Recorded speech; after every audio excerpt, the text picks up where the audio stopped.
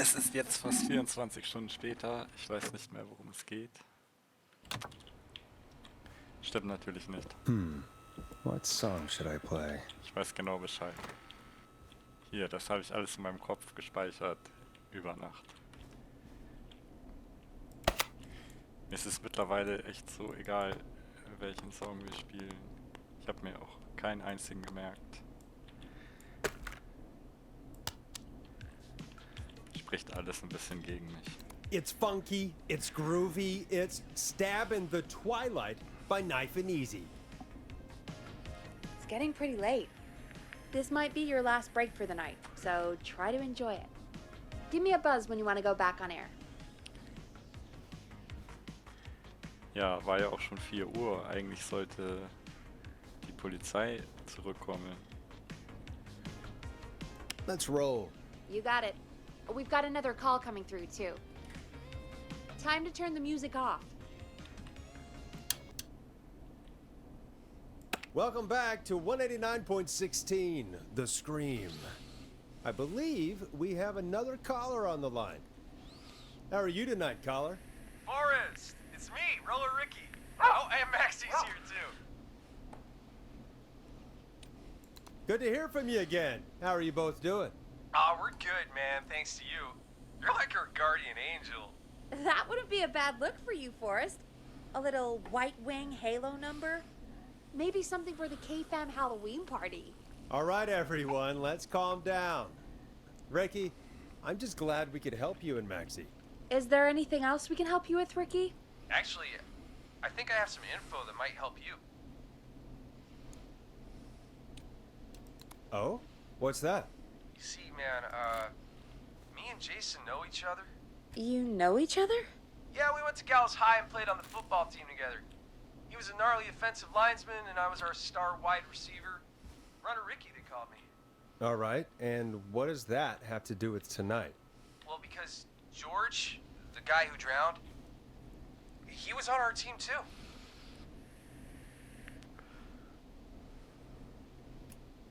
Keep talking. What happened? We had our first team party on the night he drowned.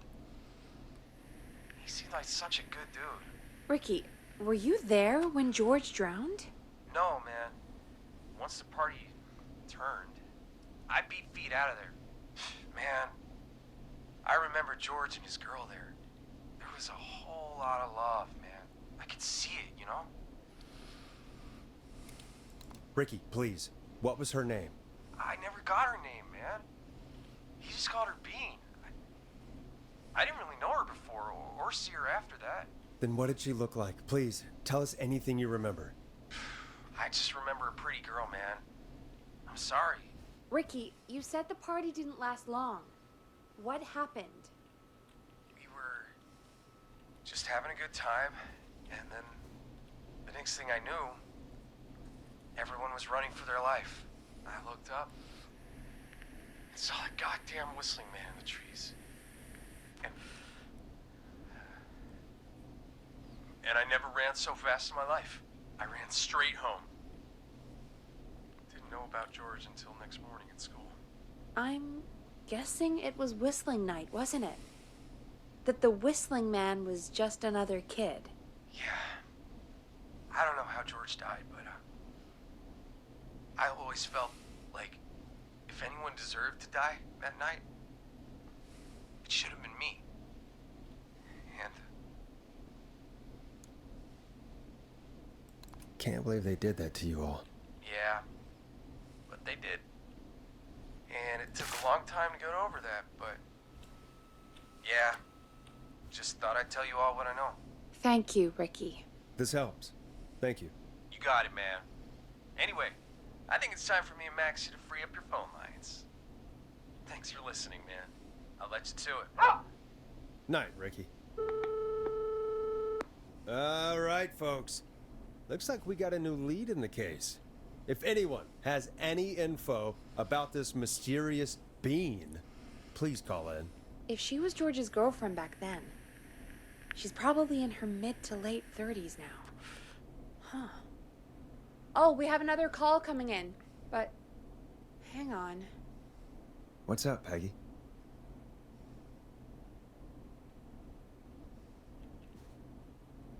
Peggy?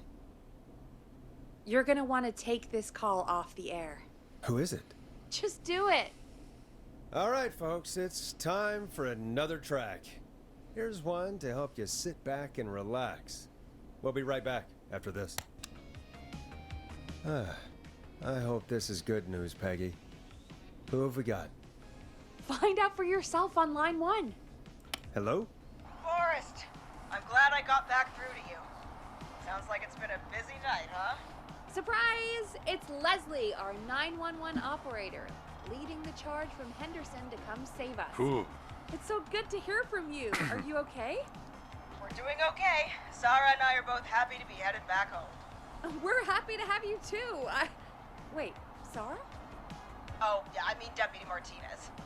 Anyway, we got back into radio range a little while ago. We've been listening in, but haven't been able to get through until now. Ever since you found Sheriff Matthews, it's only gotten worse. It's been a long night. Well, it shouldn't be too much longer now. I'm glad I got through to you. I wanted to let you all know what's going on. I made it to Henderson. Turns out somebody had cut the phone lines, and they had no idea what was happening. After I told them, well, their sheriff sent a goddamn squad back with me to stop this. That's great news. That's crazy about the phone lines, though. Do you think the Whistling Man cut them? I'm guessing so. I don't know how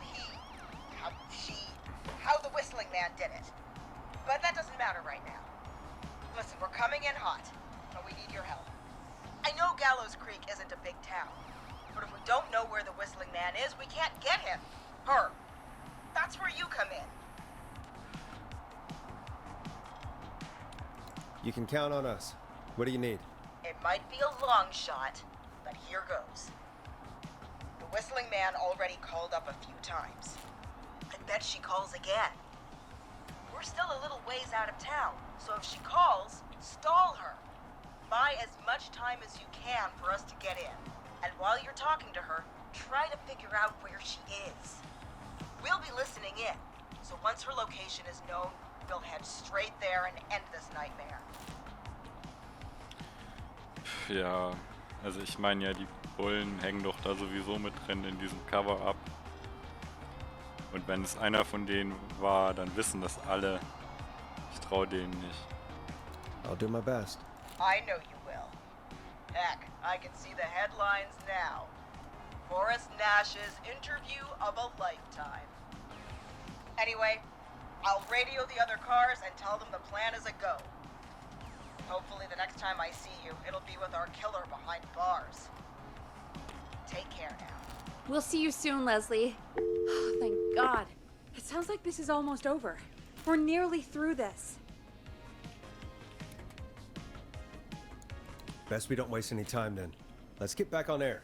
You got it. Okay, Forrest, shut the music off. Bringing you back live now. Welcome back to The Scream with me, Forrest Nash. The line is lit up, but before I get to our next caller, I just want to say things are looking up. It's almost over. But for now, let's bring in our next caller. Evening, caller. This is Forrest Nash. Hello, Forrest. This is John Hedges.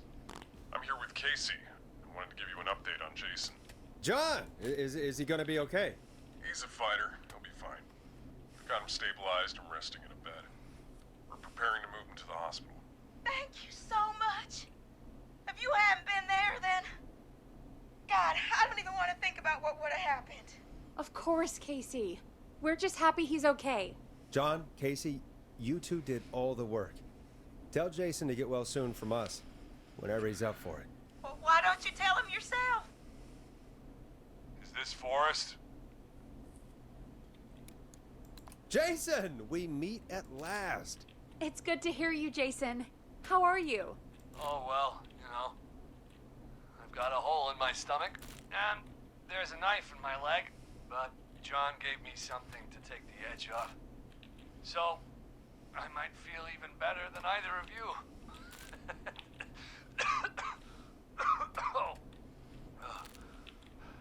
Take it easy until you get to St. Gabriel's. I will. But, before that, I needed to call you. still out there? Yes, the Whistling Man's still out there. Why do you ask? You know something about the Whistling Man, don't you? Yeah, I do. Can we talk about what happened earlier? Go for it. We spoke to Roller Ricky not long after you were attacked. You spoke to Ricky? Is he alright? He is now. I mean, he was attacked earlier, but this call came after. Hey, guys, I'm really sorry, but there's a call on the other line. I just need to make sure we don't have another situation brewing. You fill Jason in on what happened. I'll be right back. Sure, Peggy. Sorry, Jason, where was I? Ah, yep. Ricky's fine. You don't need to worry about him. That's a relief. He told us about George. Sounds like everything's finally coming out now. It's been tough to hold it all in. Sounds like you've been holding back about something awful, Jason. I'm part of the reason my best friend is dead, Forrest. And the few who knew about it said if I ever said anything, I'd find myself in jail. For a long time. It was hell. And then the town just moved on. Like he'd never existed. What happened that night? I went along with the stupid prank, that's what. Whistling night. Some of the guys on the football team had an idea for a way we could haze the newcomers. We decided to plan a party in the woods and have the Whistling Man crash it. It was stupid. We each had a role. I was the stabbed friend. At the party that night, I left the group for a second. Met our Whistling Man. Pretended to get stabbed in front of everyone. Started an almighty panic. Those screams. That was the last time I saw or heard George alive. How did George die, Jason? I don't know. I was playing dead. But when I heard her scream... Ricky mentioned a girl named Bean. Is that who you mean? Bean? Oh, yeah. I guess George did call her that. Yeah. He called her Bean. I heard her again tonight, Forrest. Her name was... What? What happened? Are we still on air? No, we're not. Seems like the power is completely gone. How do we get it back on? I don't, we can use the emergency generator down in the basement. Reggie picked it up a while ago in case we ever needed to do an emergency broadcast. An emergency broadcast? Emergency? You know, nuclear war, alien attack, broadcasting a serial killer's location to the cops so we can end this nightmare. Fair point. It's in the storage area in the far back corner, up on the wall. You might have spotted it earlier when you were digging around for all those tapes. It'll have a big red button. Just press that. Oh. Ja, ich weiß, was sie meint. Aber schrecklich. Richtig, richtig schrecklich. Brauch erstmal eine Pause. Sorry für den kurzen Clip.